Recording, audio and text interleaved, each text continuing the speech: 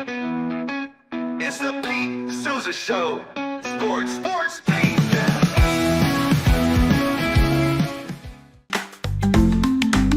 Get ready for epic savings at Best Buy. Right now, you can save up to $700 on select Alienware and Dell gaming products. Perfect for leveling up your gaming experience. Plus, grab the latest Android Google Pixel at an unbeatable price. Don't miss these incredible deals. Shop now at bestbuy.com and upgrade your tech today.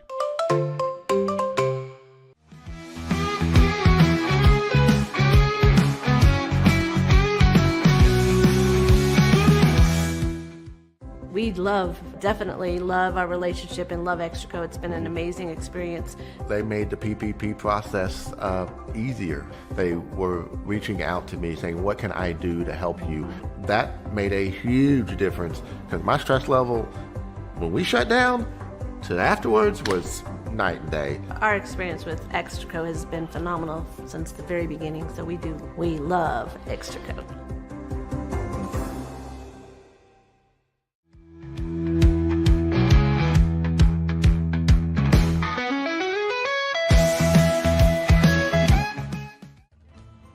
Ready to bring your vision to life? At Small Rig, every idea, design, and product is inspired by you, the creator. With our industry-first under co-design mode and the Dream Rig free customization project, we unite with global creators to turn big dreams into reality. Whether it's a cage rig or mount, Small Rig's versatile gear is built to elevate your craft. Small Rig, where your creativity meets our innovation. Go to smallrig.com.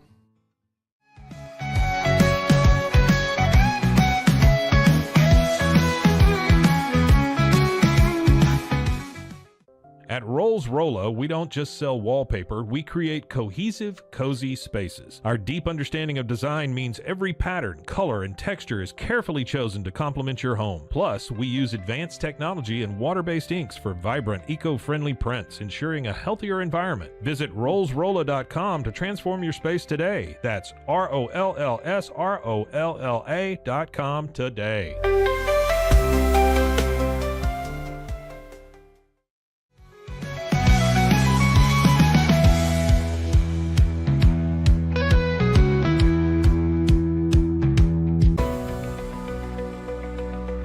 At 25 Home, our ultimate goal is to provide you with a transformative experience, making each day feel like it has an extra hour. We believe your home is more than just a space, it's a sanctuary where comfort, relaxation, and happiness thrive.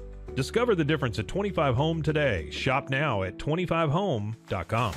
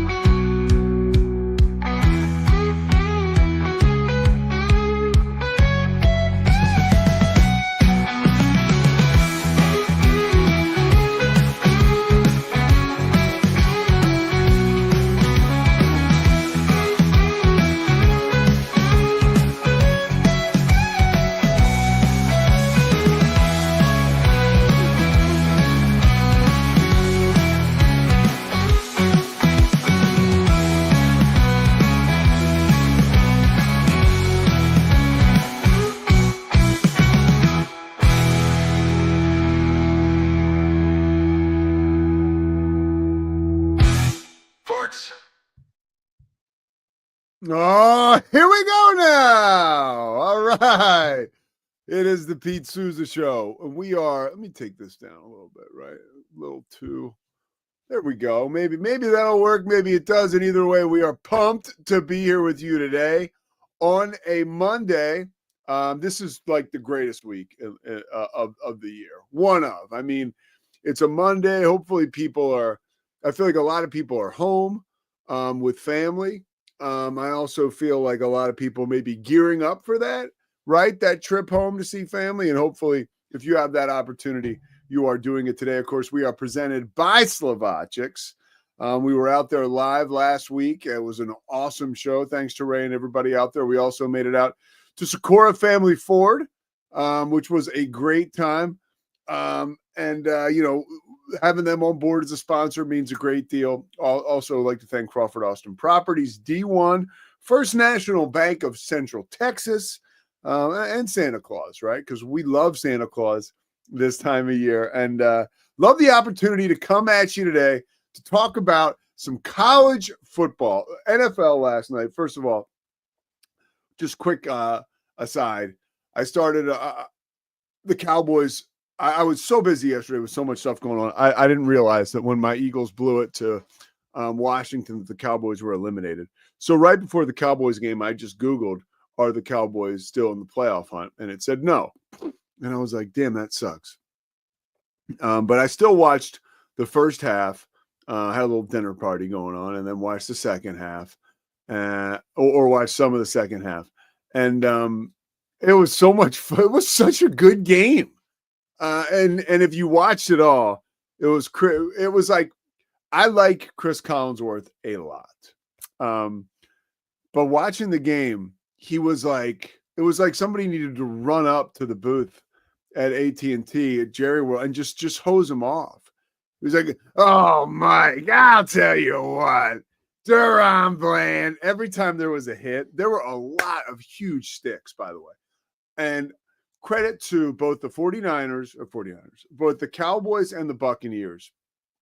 Vita Vea's hit at the end of the game was unbelievable. Not only was it like a big guy on the move, he dropped in coverage and was like a dancing bear, literally was like a tap dancer, running out to tackle Ferguson, who didn't even see him coming, giving the Bucs an opportunity to almost get back in the game. But then that amazing finish. But two things stuck out for me about the Cowboys win last night. One, I love Chris Collinsworth. Two, I'm not sure I need him to tell me. Like, I was like, if I was watching this game without Chris Collinsworth, would I understand that these were big hits? I was like, I think so. But now I almost feel like I'm being and now we're getting inside baseball, but I felt like he was like kind of talking down to me a little bit. He's like, oh, let me tell you something. These two teams, they're just hitting so much. He was losing his mind, and I was with him with how good the brand of football was and the hits and how much fun it was. But I was like, wow, Collinsworth is really next leveling it as we head here into the holiday season. But nevertheless, it was a lot of fun. This time of year, all the football is a blast as we head into Christmas, and I hope everybody's having a great little holiday season. But John Morris will join us for our last segment, and then we have Aaron Torres for our second segment. So two big guests today. And an exciting time to talk about college football. We talk with J-Mo about his entire career. You're going to love hearing that. J-Mo just recently, who is the play-by-play guy, the voice of Baylor football, basketball, and whatever else, has called games all over the world. Certainly a fixture here in Texas doing college sports. And was just honored with the Chris Schenkel Award by the National Football Sports Association, or the National Football Foundation, the NFF, which is like an amazing honor. He was at the Bellagio in Las Vegas and got the award. So we talked with J-Mo a little more about that. I'm also going to remind myself never to try to do a Chris Collinsworth impression because my throat is like still recovering. And Scotty's clapping about that. All right, no more Chris Collinsworth. But let's get into the college football. I'm not one of them. First of all, if you've come here this morning or today to be like, oh, like let's complain about the structure of the college football playoff, really the expanded playoff, you come to the wrong place. Like, it is what it is, dude. Like, it reminds me a lot of really of college basketball. Like, so this year we had the first round, and the favorites won. Oh, like that's kind of how it's supposed to go. Indiana being in the playoff is like so okay with me, and we'll go game by game. It was clear, and I was annoyed with myself because I picked Indiana to win, and I also picked Clemson to win. But I have a frustration with myself in that I knew I'm an underdog guy. You see here over my shoulder, this is the cover of the Philadelphia Inquirer the morning after Villanova beat Georgetown, as I almost knock it down, in 1985. I was like a product of that upset. Like, as I now ruined it. It was makeshift as it was. Now it's like coming down. But I was a product of that upset. I was a product of all the Rocky movies growing up in Philadelphia. I always believed in the underdog, and I still pull for the underdog. I believed that Indiana was not an underdog. I know that they played in the Big Ten, and people were like, "Oh, they didn't beat anybody." Dude, they beat Michigan. They beat UCLA. They beat a ton of schools. That it wasn't like, and I'm not trying to throw shade, but their schedule was not like Boise State's schedule. I know Boise State opened the season with Oregon, and they lost that game, and they played really tough. But I would say, and I'm not sitting here staring at a strength of schedule, but I would rather have Boise State's schedule than Indiana's if I wanted to go through the season unblemished. But that's neither here nor there because Boise State will get their shot. Indiana got theirs. Indiana came up short. Notre Dame was a much better football team. And that was sort of a little shocking to me when I really did know, and whatever, how much did I know? It's not like I bet my house on it or $1 million, but I had a real feeling that Penn State was going to just beat the crap out of SMU. It was just a tough game for SMU. They're on the road. I figured the elements would be tough.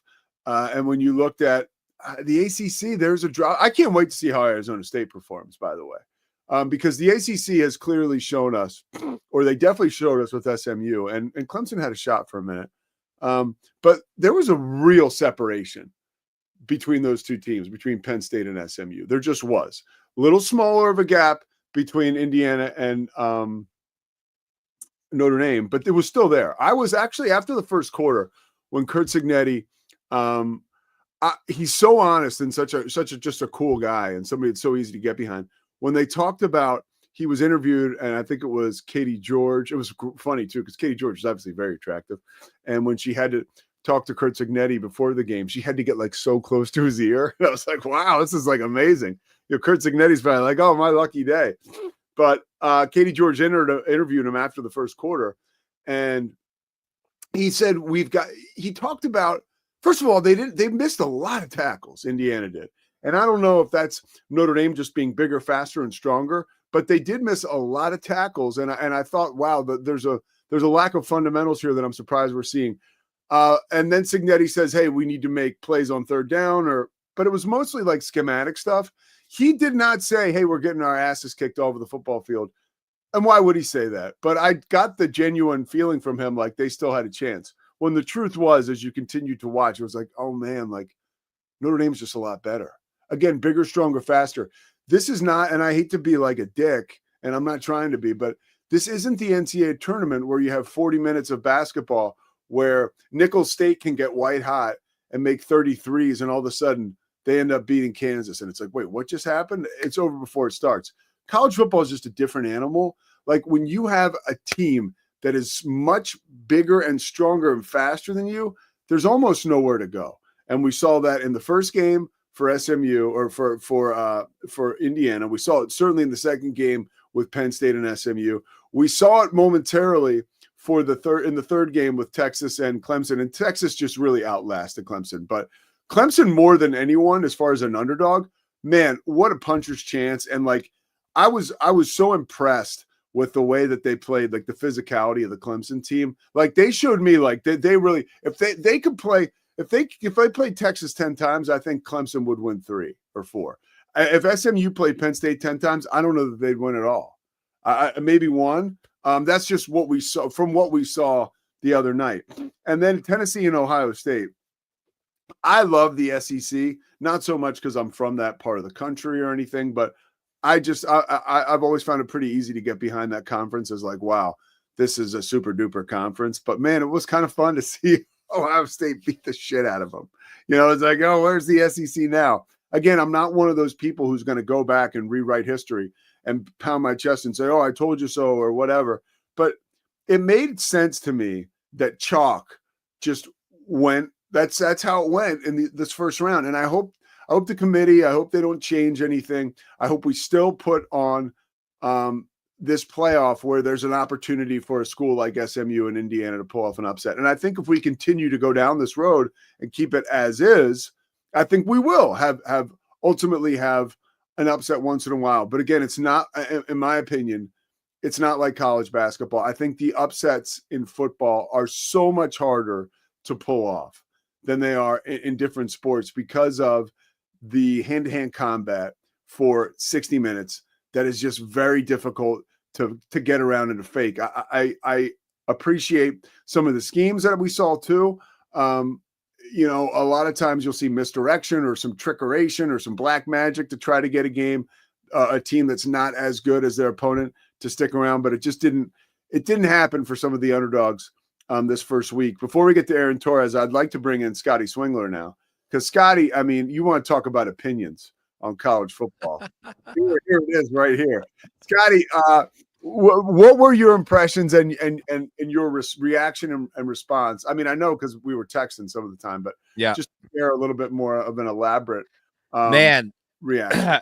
Yeah, so I was disappointed, Pete. I think and I said it quite publicly last week that I was really rooting for the dogs in these games, and I really thought a couple of them had a good shot.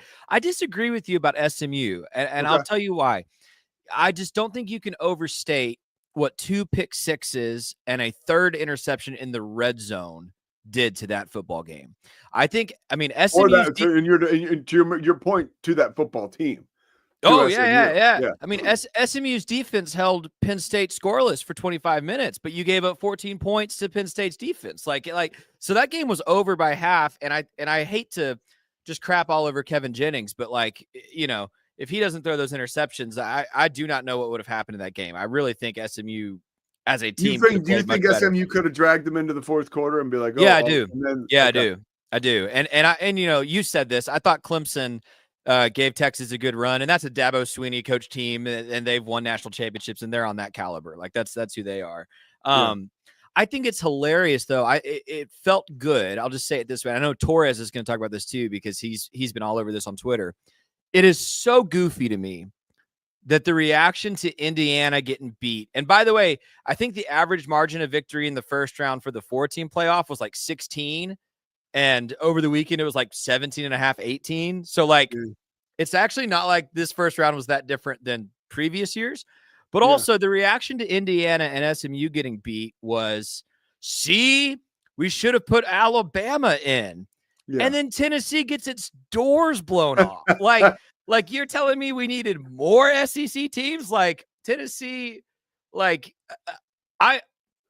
I wanted Tennessee to win that game because I'm not a big Ohio State person. But the fact that Ohio State just boat raced them and Tennessee looked worse than Indiana or SMU was just... Tennessee looked like the most shell-shocked team of the entire weekend. Big time. And they had the most fans, too. The Tennessee fans showed out in Columbus, man. Like, pregame, I was like, shoot, SEC's coming. And then they didn't belong on the field the other night.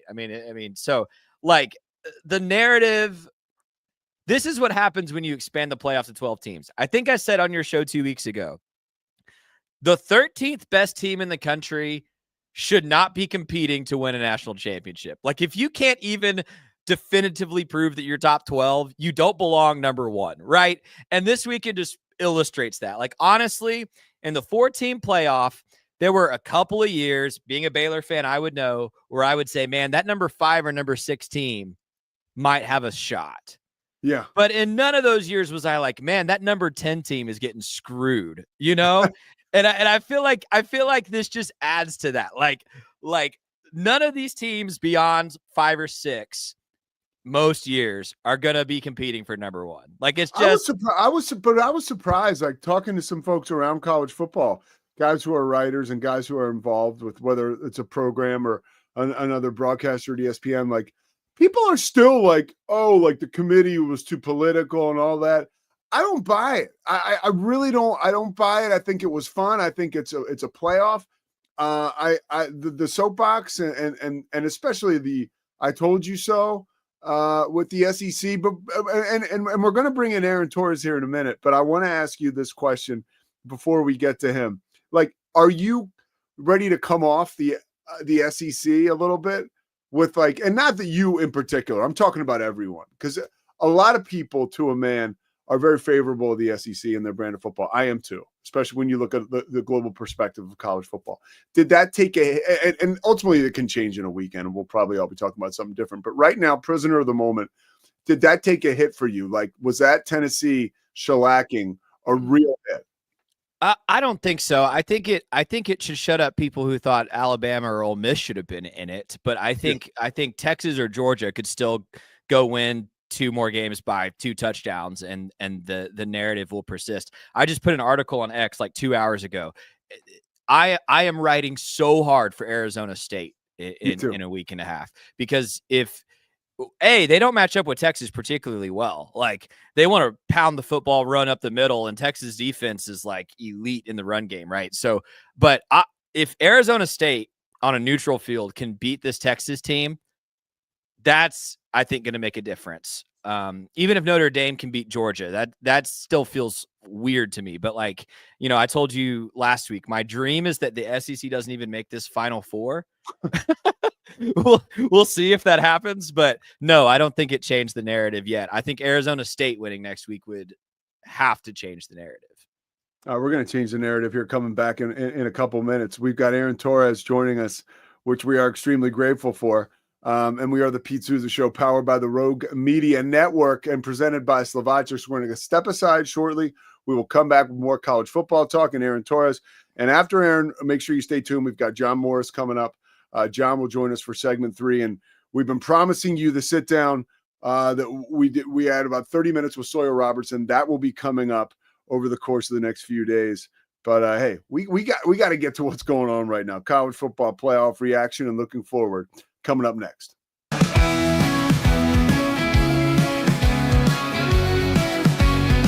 Nobody tells our stories better than our clients. The difference is stark. I was rear-ended at a stop. I thought I was fine, and then once I got home, I realized it's a lot worse than I thought.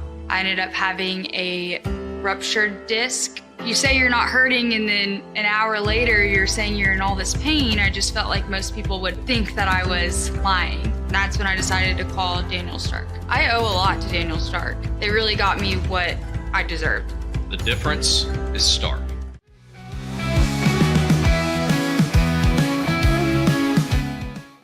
We definitely love our relationship and love Extraco. It's been an amazing experience. They made the PPP process easier. They were reaching out to me saying, what can I do to help you?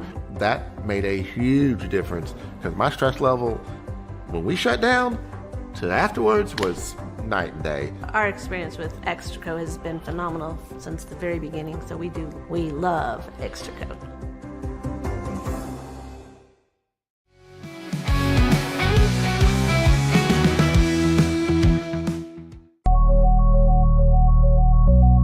At Acasis, innovation drives us. Since 2008, we've been creating cutting-edge technology products that make your life easier. With a focus on performance, design, and customer service, we're here to help you work smarter, not harder. Join us on our journey to simplify your world. Visit acasis.com today. That's ACASIS.com today.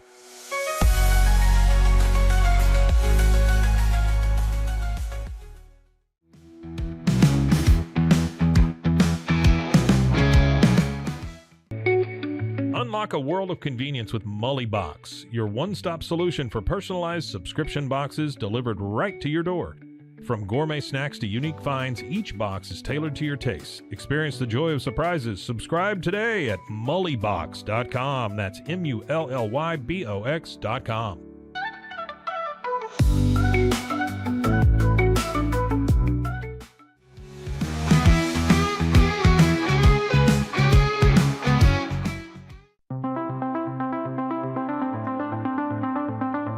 Transform your workspace with Hanomi Ergonomics. From adjustable chairs to standing desks, we provide solutions for comfort and productivity, whether at home or in the office.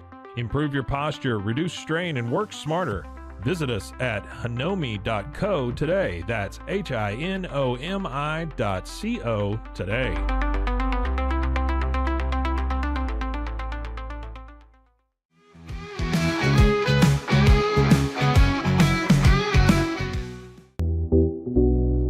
Unlock your full potential with Onnit, your go-to for premium supplements, fitness gear, and wellness essentials. Whether you're training hard, recovering faster, or just looking to feel your best, Onnit has the tools you need to perform at your peak. Visit Onnit, that's ONNIT.com, and elevate your mind, body, and spirit today.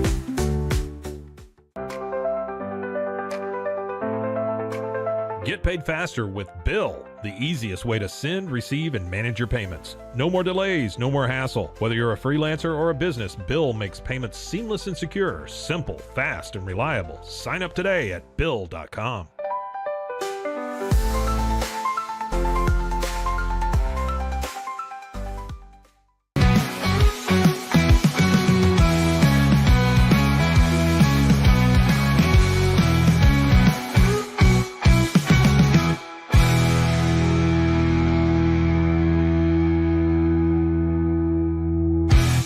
Sports. He is Aaron Torres. Aaron, by the way, if you didn't know any better, you'd think we were Joe Rogan around here with all the ads. I appreciate you hanging in there. And well, if you are Joe Rogan, fly me down to Texas. It's been a while since I've been, and I'll hang out in studio, and maybe we'll do some. I don't want to get political, but he did a pretty big interview about 6-8 weeks ago. I said maybe we could go for those numbers. But anyway, I don't want to get political because he was a politician. But anyway, I hope you're doing good. First of all, I appreciate your patience. You and your producer Scotty have booked me like 7 times, and I've canceled on you every single time. But I will say, I listened to the end of your last segment. I'm so in agreement with so much of what you said. So I'm actually legitimately fired up to talk about everything that, not just what we saw on the field, but all the discourse off of it over the last couple of days. Well, yeah, and when you're done with Aaron here, you can make sure you check out the Aaron Torres pod. It is up. Of course, Fox Sports Radio, the college football recap show. We're recapping college football now, and we want to look a little bit forward. What was your biggest takeaway? Actually, no, we're gonna switch real quick because I want to ask you this top of mind. Sure. Last thing I watched last night before I went to bed was the Cowboys winning. Is Mike McCarthy going to keep his job now, dude? Yeah, I think he will. And I'll tell you why. So, you guys know this, you all live in Texas, but, Jerry, for some reason, and I'm not totally sure why, he's got this reputation, obviously the background with the wildcatting and the this and the that. He's got this reputation as this maverick and this and this, that. And maybe he was, 30 years ago when he was signing Deion Sanders and all that stuff. But, you mentioned Fox Sports Radio. I just go back to, I remember the year that Jason Garrett ultimately lost the job. I was filling in. It was right around this time. It was right around Christmas time, maybe right around New Year. There was one less week in the NFL season, so it happened a week earlier on the calendar. And the season ended. I don't remember all the details, but it was so obvious that Jason Garrett had to go. He wasn't the guy, whatever. And it just seemed like a pretty cut and dry. Thank you for your service. Best of luck in the future. And I remember hosting radio, and I'm hosting every single day, filling in on Fox Sports Radio. And Monday, it's like, Jason Garrett isn't fired yet. And what does that mean? And, Tuesday, they're thinking about moving him to the front office. And is he going to – and it was like a 6-day ordeal. Dude, I remember that. Poor Jane Slater every day was like parked outside of the Cowboys facility in the Star, like maybe today. Yeah, and I think, I'm not even being sorry, I think we had Jane Slater on our radio show at some point that week because, like you said, every single day it was like a news story that wasn't really a story. And so, I'm not in that market. I don't cover the team in any way, shape, or form. But just as an outside observer, it does feel like, listen, I think Jerry's very loyal to his people. I mean, we see the way that he pays his veterans and things of that nature. And I think McCarthy's doing enough. And I think now the excuse is, look at how hard they're playing for him. And it's like, well, why weren't they playing hard in like week 4 when they were getting their brains beat in by everybody? But listen, I'm not a billionaire. I don't run the team. It's not up to me to make the decisions, but rallying the troops when the team stinks, I don't think it should be the top line on a resume. And I know he's won all these regular season games, but we've seen the postseason meltdowns year after year. One of my great theories, this is a long answer, but one of my great theories was I actually thought he should have been fired after the first 49ers loss 3-4 years ago because they didn't know how to run a 2-minute drill. And basically it was because all these guys were on rookie contracts and there was a small window to have success. So anyway, thought Mike McCarthy should have been gone 3 years ago. He wasn't. Certainly thought he should have been gone after the Packers game last year. He wasn't. And somehow, some way, I think he's going to survive. And, and I don't know what that means. And this is the last point to the conversation, but because obviously he's on the last year of a contract. So does he get like a 4-year contract? I don't know. But I'll let Cowboy fans, cry in their pillows on that one. So I had to ask you that because I follow you and I noticed you'd mentioned that and I was like, man, That's becoming a real possibility here, and what could be a reality. All right, back to Saturday and a little bit of Friday. What's your immediate reaction, your immediate takeaways from what was a mega weekend of college football? Some folks are disappointed. I am not. Where do you come down? Yeah, I think with time to kind of take a deep breath, because I was on right after that Ohio State-Tennessee game, and it was such reaction to that moment. Ryan Day, what does it mean? I've been critical of Ryan Day. I think now that I've had 36 hours since the games went final, I think my big takeaway, and it's the least controversial takeaway you can have, it's really hard in college football to win on the road, especially when we inherently know that the team that is at home is better than the team that's visiting. And so, like, we could sit here and like pretend that we should be shocked that all these teams got blown out. But first of all, college football has always been a top-heavy sport. I still think in this portal era, the difference between the top 5, 6, 7 teams versus even team 11, 12, 13, there's a big gap. Listen, Indiana, we know their resume. They played one legitimately awesome team all year and got destroyed until this weekend when they played a second one and got destroyed again. SMU played no great teams, a lot of good teams. We saw the result. And so, but what I also think is true is that, you look at the regular season, you look at all those Saturday night games in college football. It was Alabama beats Georgia at home. Next week, Alabama goes on the road and loses to Vandy. Texas A&M beats LSU at home. We think they're the greatest team in the world. A week later, they go on the road and lose to South Carolina. And so I'm not going to sit here and lie and pretend that I predicted all of the results that happened, because I didn't. But in hindsight, if you just think about it at its most basic level, already inferior team going on the road in a true road environment to a true home, to a team that's better in a true home environment, like, yeah, we're probably going to get 4 teams that are at home favored to win. And I think it's also, by the way, really quickly, and I'll toss it back to you, Steve, or Pete, because I know I'm going long, is like, I also think, great, dude. Take your time. This is awesome. Well, I was going to say, I also think that's inherently where the Alabama Ole Miss conversation falls apart. Alabama was 1-3 on the road this year. So I'm supposed to believe that they were going to go to Happy Valley and win 28-7 and do, so we can take this from wherever you want. But I think outside of who's in, who's out, who's right, who's wrong, I think even I, as somebody who covers the sport, underestimated, like, oh yeah, it's common sense. We see home teams destroy good teams every week thanks to that home crowd. We probably shouldn't have expected anything different this weekend. Well, what are you hearing from all the work you do between the Fox Sports Radio, between your pod that is up now and people can get it wherever they get their podcasts? A lot of really good college football stuff there. What are you hearing from people inside the sport? Now 48 hours, 72, whatever, removed from this magical weekend still, because Friday night before that Indiana game, it was just special. And awesome. The fact is, we're getting more football. We have a playoff now. We have more teams involved. But what are people saying inside the sport that you're talking to about this first weekend? Well, listen, I obviously work for Fox Sports Radio. Fox Sports Radio, by the way, is actually owned by iHeart, not Fox Sports. So I bring it up because, when I say Fox Sports Radio, people are going to say, oh, you're going to fall in line with, the leagues that Fox has allegiance to and whatever. And I don't believe that. I believe what you and Scotty were saying prior to me coming on is accurate. I do believe the SEC is the best conference in college football. I don't think the gap is what it was 6-7 years ago. I just don't. And it's for all the reasons that we always talk about. The transfer portal, NIL, we see Michigan, Ohio State, all these, Oregon spending crazy money to be competitive at the top of the sport.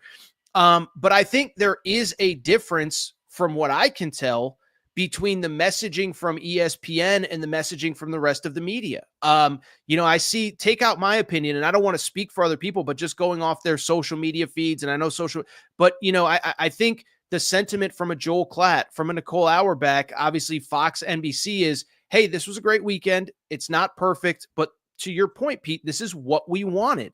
Yeah. And I was disappointed that it does feel like the ESPN narrative has been, well, so many of these teams didn't deserve to be here. We have to blow it up. We have to do it different. And that comes from, on the broadcast Friday night, Greg McElroy and Sean McDonough saying the Big Ten should not be considered an equal to the SEC. It's Kirk Herbstreit saying we have to reevaluate how we pick teams, which in and of itself is not a bad statement, but it also doesn't acknowledge that there were some teams in the SEC that got in that had some real holes on their resume. I keep using the example. Texas, 11-2 overall, 0-2 against top 25 teams this season. Georgia, 2 losses to Georgia. SMU's resume was no different than Texas's on the final day of the regular season. Indiana had the same number of top 25 wins on the final day of the regular season as Texas. So I have no problem arguing that we need to consider, hey, and I've actually made this argument that it can't just be raw number of wins. Where my issue comes in and where my frustration, frankly, comes in is this concept that we're going to criticize Indiana. We're going to criticize SMU, but Texas is somehow immune to it. Tennessee, by the way, had one great win, and we don't talk about the fact that basically after the Alabama game, every win in SEC play was to the bottom half of that league. So again, if we want to have the bigger picture conversation, that's fine, but we have to do it fairly and transparently. And you can't talk about Indiana's schedule. You can't talk about SMU's schedule without talking about Texas's schedule, because there's a whole lot of nothing on there either. So again, I think the conversation, outside of the faces of the sport that want to make it, it's just an interesting dichotomy, because it does feel like there's two separate conversations going on at once, if that makes sense. Great anecdote, by the way, reminding people and really revealing to people that Fox Sports Radio is owned by iHeart. So there's not that, allegiance or affiliation. Nobody's calling me to say, hey, stick up for Indiana. I just think it's like, if we're going to talk about how bad Indiana's schedule is, tell me where the great wins were for Texas before the Clemson game. But dude, I was surprised. I'm a play-by-play guy, and I'm never going to, Sean McDonough has hung the moon. Of course, he's great, yeah. But I was surprised. I was like, all right, let's just call the game. I don't think we need to go back. I understand it's topical, but I wasn't looking for that conversation at that point in time. I was I was like, okay, this is interesting. And just really quick, and so I agree with you. And listen, I'm obviously a very opinionated person, and I'm not afraid to, call out injustices that I believe are injustices. But and by the way, I wasn't perfect this weekend. There were moments where I was like, these games kind of stink. I'm not going to pretend that I didn't act that way too. But this weekend was supposed to be a celebration of college football, and I don't feel like the primary broadcaster whose job it is to celebrate this sport did that. By the way, it extended, and I understand the context of talking about Indiana Friday night after that blowout is different than after Saturday when all of the blowouts had happened.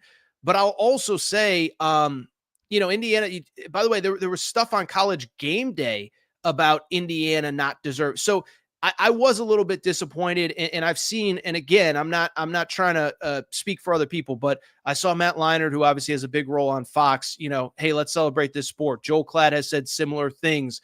And I was a little bit disappointed that it did feel like from the primary broadcaster, the tenor was not, let's celebrate this sport. It's let's tear it down, and let's be transparent. A lot of the tearing down is negative and slanted towards their non-partners and slanted in favor of their league partners.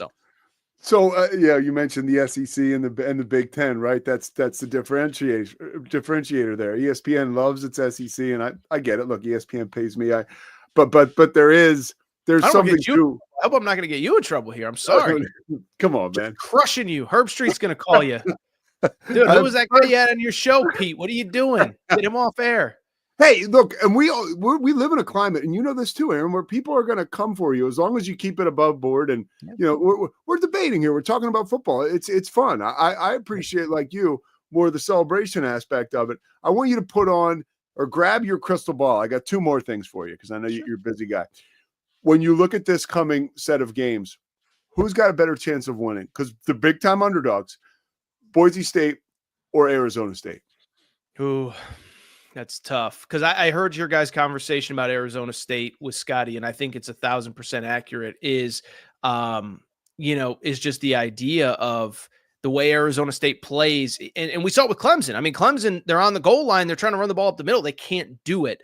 So I would say Boise by default. The other thing with Boise, and I'm not saying that I'm picking the upset, but what I will say is, they played one playoff team outside of them. They didn't play themselves, but they played one playoff team all year. It was in Eugene.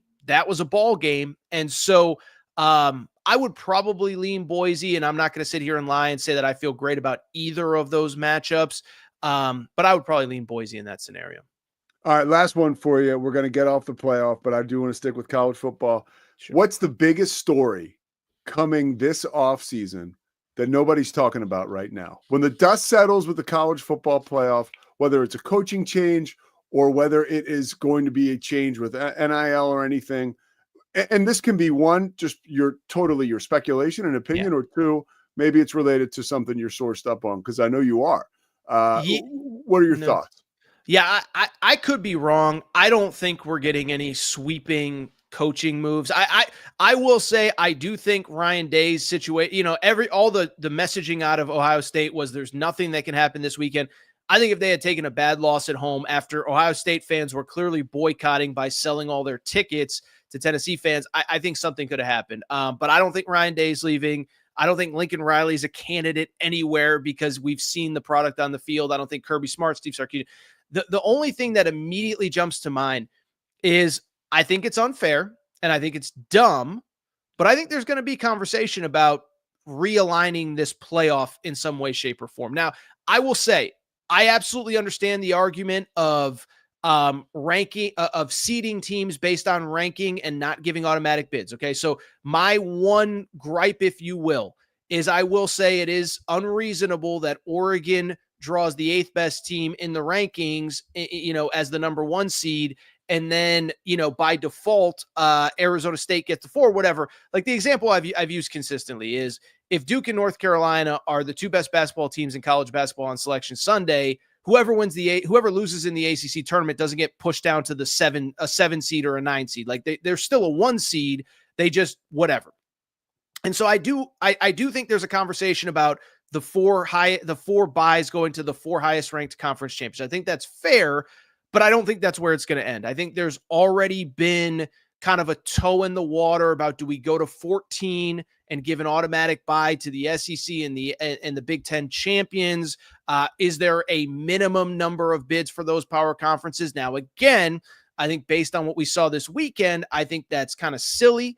I don't think I think the minimum number of bids feels absurd to me.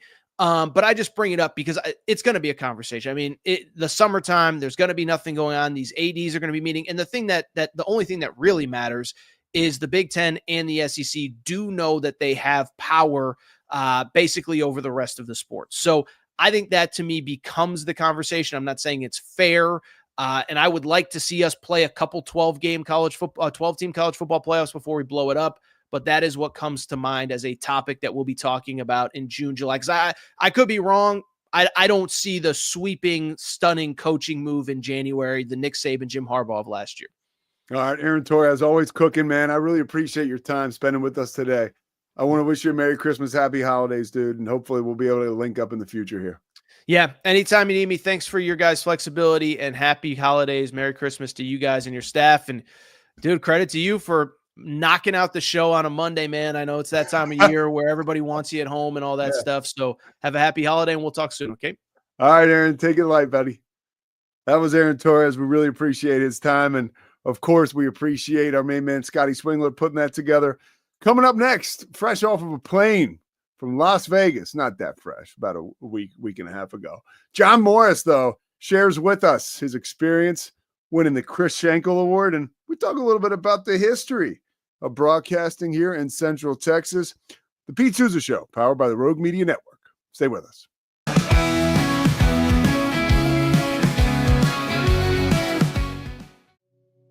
Farmhounds offers natural treats and chews made with quality products that support family farms, regenerative agriculture, and humane farming practices. Give your dog the best with wholesome, organic ingredients that promote health and happiness. Shop now at farmhounds.com.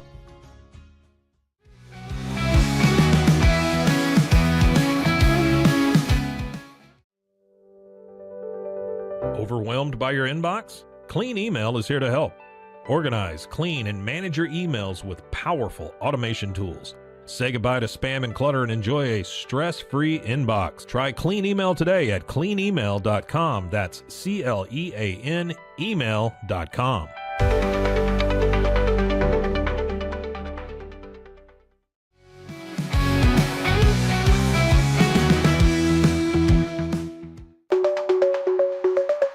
Protect your online privacy with NordVPN.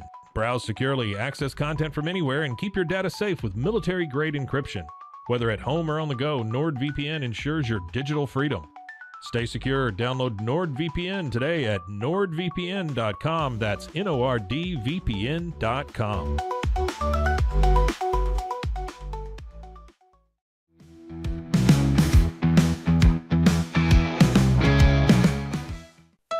Want to turn your passion into profit? With Blogify, creating a blog has never been easier. Build, customize, and grow your site with powerful tools designed for beginners and pros alike. Start sharing your story today and watch your audience grow with Blogify. Download Blogify now in the App Store.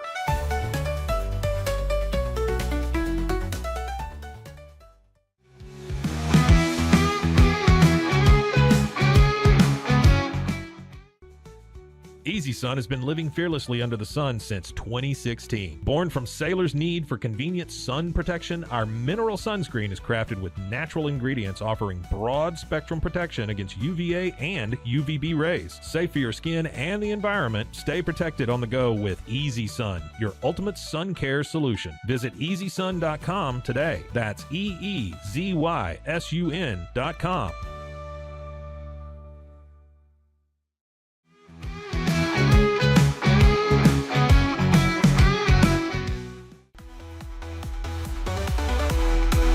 Stay connected no matter where you are with eSIM-X. Say goodbye to expensive roaming charges and physical SIM cards. With access to over 200 global carriers, we make mobile connectivity seamless and affordable for travelers worldwide. Join the future of communication today at eSIMX.com. That's ESIMX.com.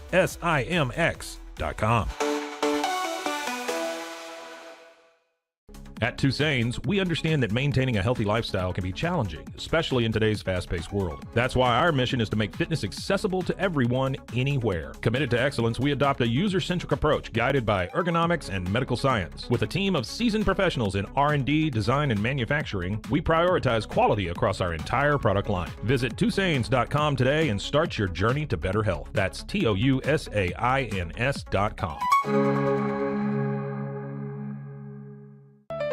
Protect your car with 3W Liners all-weather floor mats. Made from durable materials like TPE and rubber, our mats are designed to withstand rain, snow, and mud with deep grooves to trap dirt and liquids. For a custom fit and advanced protection, visit 3W Liners. That's the number 3, WLINERS.com today.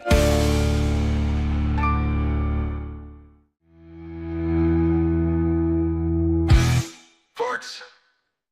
You talk about greatness in the broadcasting business and sports overall in the Lone Star State. You got to talk about my main man, John Morris. And JMO joins us now. Fresh off, you got some hardware with you, receiving the 2024 NFF Chris Schenkel Award. That is such a distinguished honor, and it goes in line with your distinguished career. I'd be remiss if I didn't start off by asking you, what were some of the feelings for you? Because I'm sure it's been hard to talk about it because you're a humble man and everybody's been asking you about it. But what were some of the feelings that went with such a great honor? Well, number one, Pete, it's great to be on with you. I appreciate that. I look forward to visiting with you. I wish we had better subject matter than to talk about me, but I'm glad to talk to you about this because it was such a cool event. It's put on by the National Football Foundation. And they do this huge black tie dinner in Las Vegas. It was at the Bellagio Hotel. And everything is just first class. You know, I credit the National Football Foundation for that. And it was fun just to be there. I mean, if I had had a ticket sitting out in the audience, I would have loved being there, much less being up on stage with all these Hall of Famers. Like, I'm 2 seats down from Archie Griffin, for heaven's sake. And you know, all these former Hall of Fame, College Football Hall of Fame inductees and this year's class of inductees. So it was really, really a cool event to be at. And you asked my feelings when I got the call from Steve Hatchell. And, you know, Steve, he's the president and CEO of the National Football Foundation. He called a couple of months ago to tell me about this. And I said, Steve, someone's made a terrible mistake.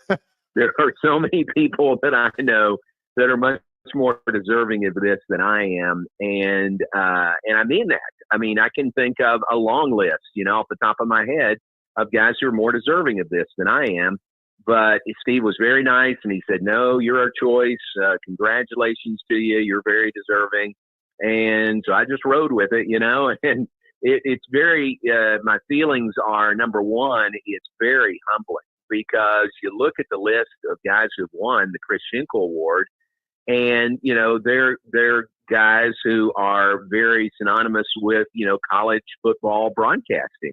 And top of the list for me is Frank Fallon. And Frank from Baylor won this award in 2001.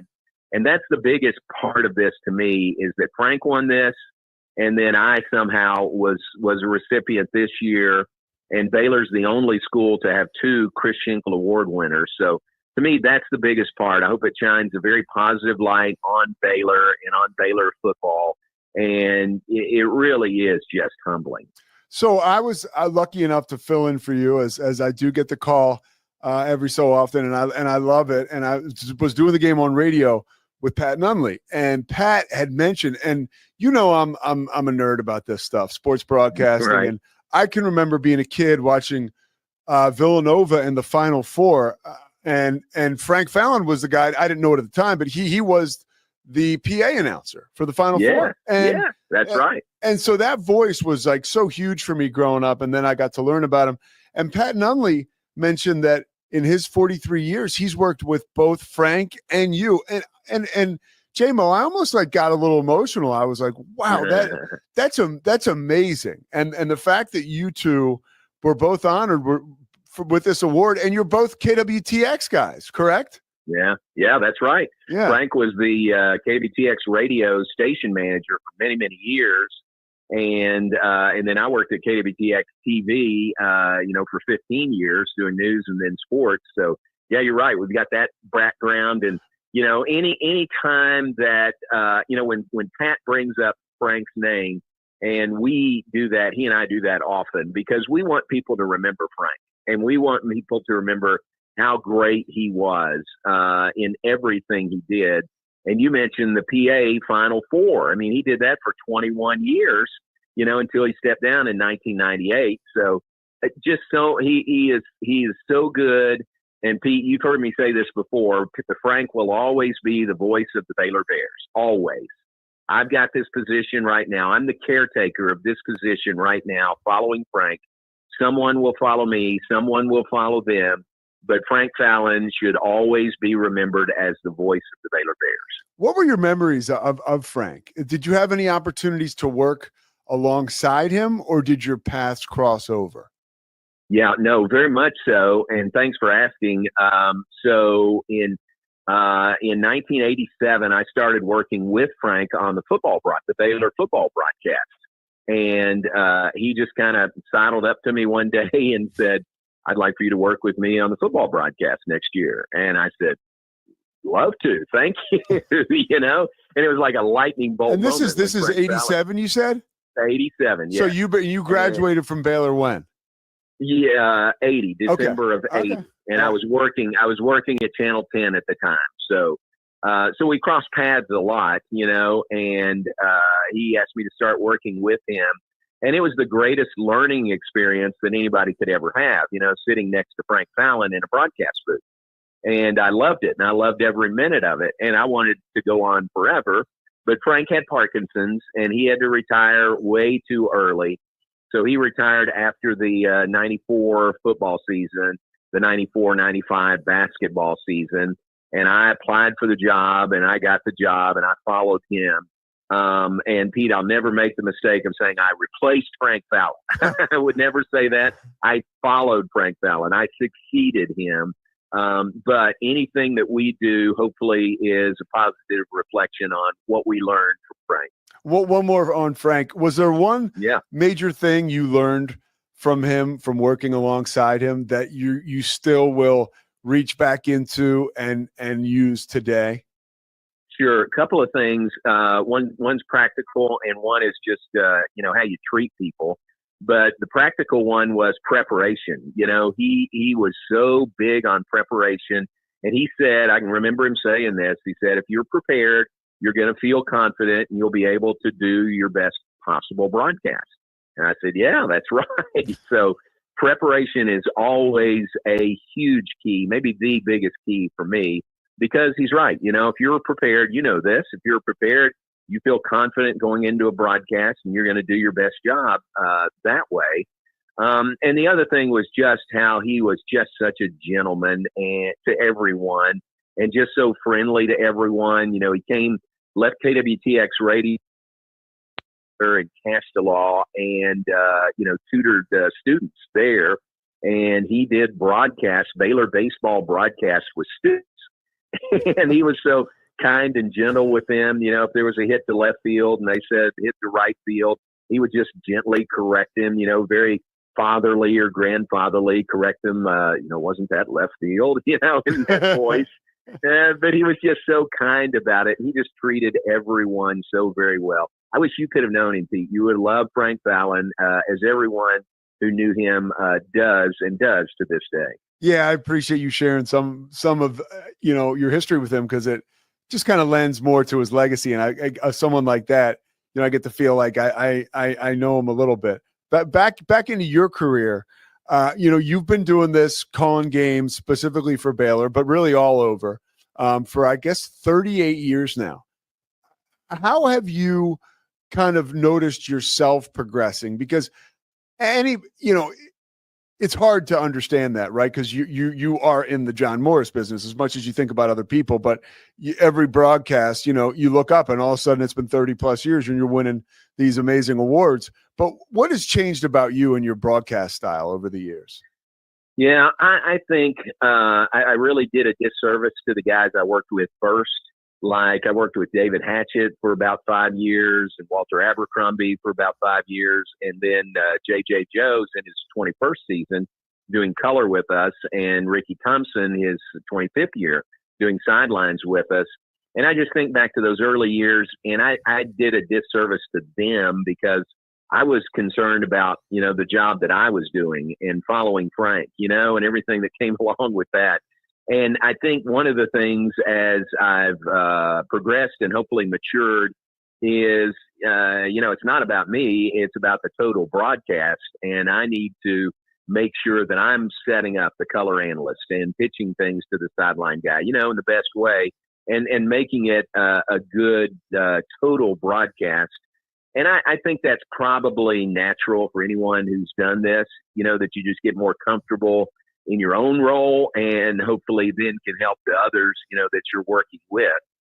So that's one thing. And just like anything, any business, you know, the more you do it, the more reps you get, you're going to hopefully learn and get better at it. So hopefully that's been the case, you know, from the first time I started, first time in a booth with Frank in 1987, and I was nervous as a cat. And, you know, but hopefully, and then taking over play-by-play, I was really nervous also because I'm following the best there's ever been. And they say never follow a legend, but I didn't take that advice very well. But just hopefully in a lot of ways in every area, just better at it than I was way back then. Did you find yourself putting too much pressure on yourself in your early years? Maybe, you know, I just had a great deal of respect for Frank and just knowing how well respected he was around Waco, but around the state too. I mean, he was so well respected. Frank did Southwest Conference TV basketball game of the week every week that was around the state of Texas. So here's a guy that everybody knows is the Baylor guy, but he's so well respected that other coaches are okay with him doing a Southwest Conference TV game. You know, it might have been A&M and Arkansas. It might have been Tech and SMU, you know, something like that. But Frank comes in and does such a great job that, you know, that the other coaches say, okay, this is fine, you know, because he's helping us put the best product we can on the air. So knowing how well respected he was, I had this feeling that I always have had and still do to a certain extent. You know, are we living up to the standard that Frank set? You know, are we doing the job that he would be proud of? And those are some of the nicest comments, you know, getting this award were people who would say Frank would be proud. you know? Yeah. And those are people who know Frank and know me. But the ones who said Frank would be proud, that just means the world to me. When you look back on your career so far at Baylor and all the games you've called, was there a moment where you really had to pinch yourself where, you know, because you're at the controls and you're conveying a message and, you know, giving people commentary to this event that's playing out before you. But I would imagine with all these amazing events and games, was there ever a time where you really thought to yourself, like, I can't believe this is happening? This type of game is playing out before me? Because it's sports, you know, it's the best reality TV ever. It is. Yeah, you're right. No, it is. And really that's happened a lot of times, Pete. You know that. You get in a situation, you go to do a game and you never know what's going to happen. You know, it could be a clunker or it could be the game of the century. You just don't know what's going to happen. And there have been a number of those. You know, I think back to 1989, Baylor played Texas in Austin, hadn't won in Austin in 38 years. And that day, everything clicked, and Baylor won 50-7 over Texas. And it was such a huge game, and Frank was loving it because he'd been through, you know, the 38 trips to Austin without coming home with a win. And he was just loving it, and Texas didn't score till very late, so it was 50-0 late in the game. But 50-7 was the final, and just being there for that, and Coach Tapp on the sidelines, Judge Logue was on the sidelines with him, great Baylor supporter. And, you know, that's one that I remember because it was sort of a monumental win. And then Coach Tapp's last game at Baylor was over Texas, a 21-20 win in 1992. And just, you know, the end of a Hall of Fame career for Coach Tapp there. And then 2004, we beat Texas A&M in overtime, a 2-point conversion in overtime to beat A&M. Baylor hadn't beaten A&M at that point in my kid's lifetime and won over A&M in 2 overtimes. And that was just huge. And then the Big 12 championship game against Oklahoma State in 2021, that final 4th down play, the stop inches short, you know, or Oklahoma State probably would have won. And then on to win over Ole Miss in the Sugar Bowl, best season in Baylor football history, you know, 12-2 in 2021. So those are a few that are top of mind, but there have been so many through the years. We beat Colorado in Boulder, you know, the year after they won a share of the national championship. That was huge, 16-14. So just so many through the years. And that's why, you know, you got to go into every game prepared because you never know what's going to happen. You know, it's a blank slate and you never know what's going to happen in that game. How about the responsibility that comes with your job when you become the soundtrack to some of the biggest turnarounds really in college sports history? When you look at, you know, some of the tough times that Baylor basketball and football went through, and there you are when you're out on the other side and both programs, right, just basking in the sunlight of the spirit, winning championships or coming extremely close, and moments that people never thought would be possible again. And there you are bringing them to people. Can you describe what it's like in moments like that? Well, again, it's not about me, but it's about the program and Baylor University and the sport, you know, Baylor football or Baylor basketball. We went through some bad years in football. So when you go through those bad years and then you can come out on the other sid and see the success and get to sort of document the success, you know, telling the story with the broadcast, I think it means more when you've been through the rough times and then you can be there for the good times as well. And, you know, Baylor basketball is a great example of that. I mean, this program had the darkest of days. Then Coach Drew comes in and lo and behold, won a national championship in 2021. So, you know, to see that rise in the program and to think about all the players, you know, that came through here to make that happen.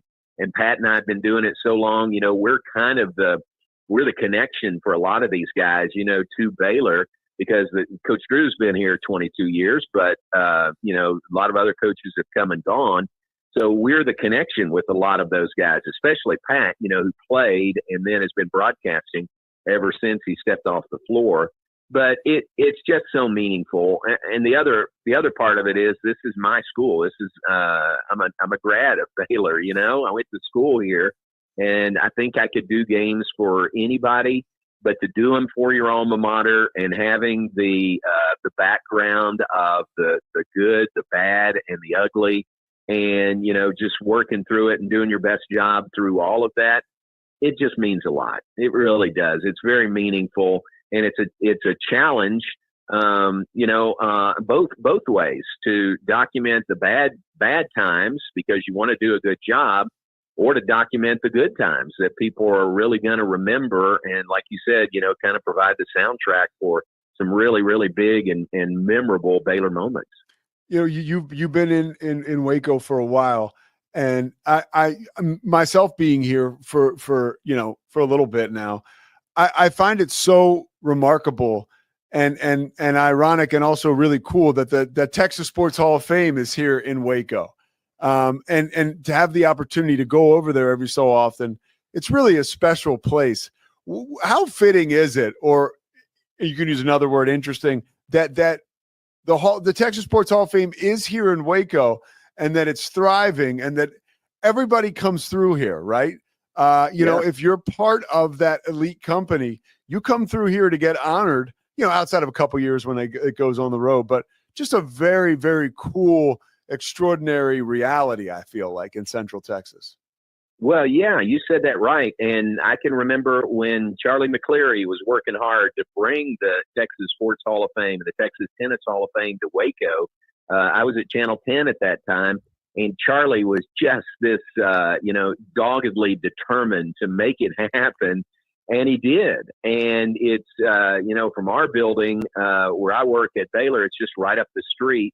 And it's a wonderful facility. And it's a wonderful shrine to, the best athletes in the state of Texas history. And I hope people realize that, that it's right here in Waco. And I hope they take advantage of that, not just the Hall of Fame induction banquet that comes around every year, which is, living, breathing Texas sports history. But every day you can go through there. And even if you do it on a regular basis, there's so much to see there. And we, Baylor, do a lot of events there, luncheons or dinners.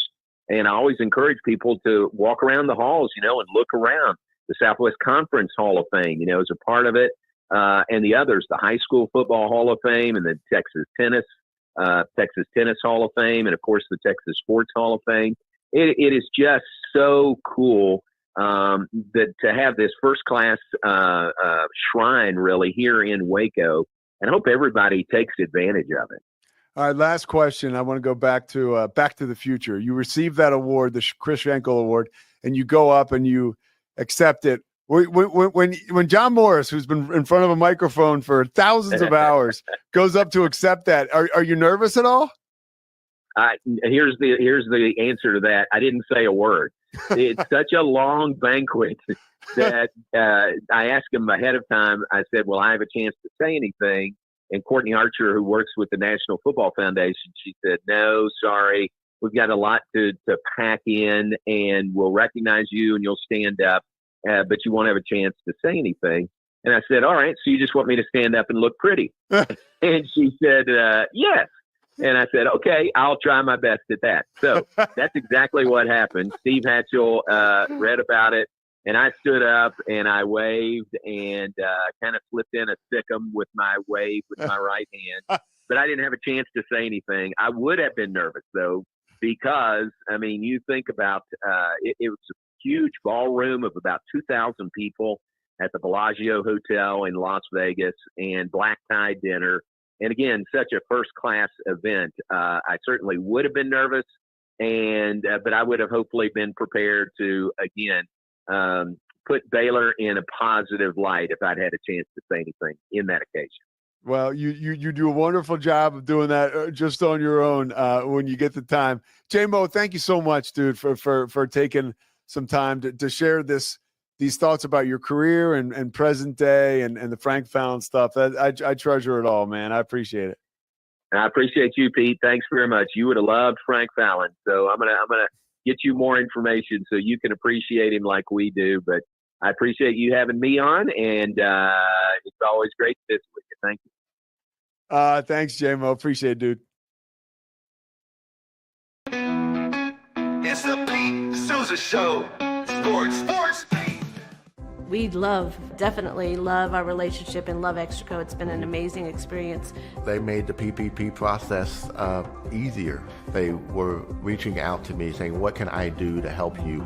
That made a huge difference because my stress level when we shut down to afterwards was night and day. Our experience with Extraco has been phenomenal since the very beginning, so we love Extraco.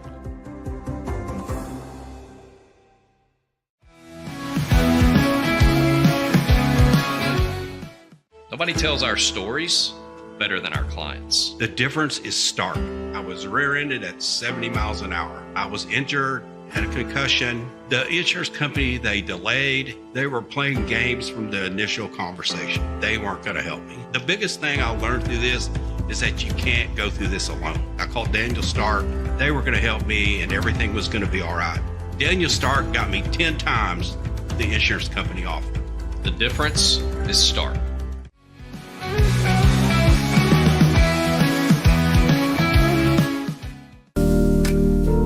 Experience the future of secure private cloud storage with Internex. Protect your files with end-to-end encryption, ensuring your data stays private and accessible only to you.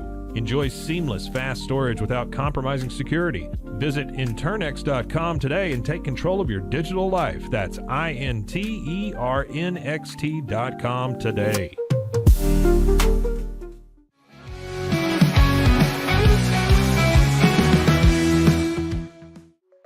Protect your online privacy with NordVPN. Browse securely, access content from anywhere, and keep your data safe with military-grade encryption. Whether at home or on the go, NordVPN ensures your digital freedom. Stay secure. Download NordVPN today at nordvpn.com. That's NORDVPN.com.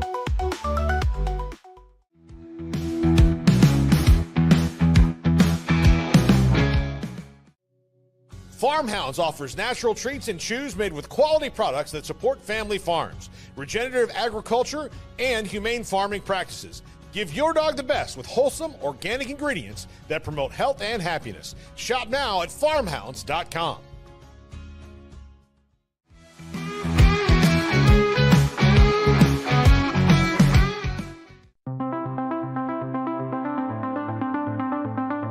Transform your workspace with Hanomi Ergonomics. From adjustable chairs to standing desks, we provide solutions for comfort and productivity, whether at home or in the office. Improve your posture, reduce strain, and work smarter. Visit us at hanomi.co today. That's HINOMI.co today.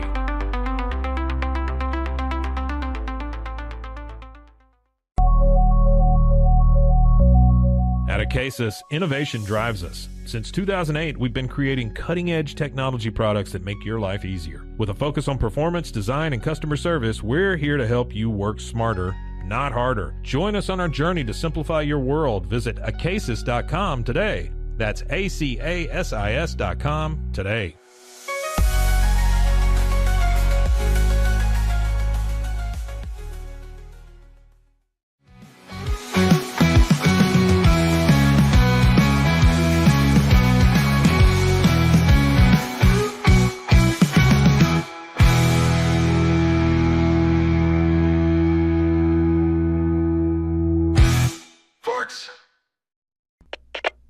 We are Rogue Media Sports.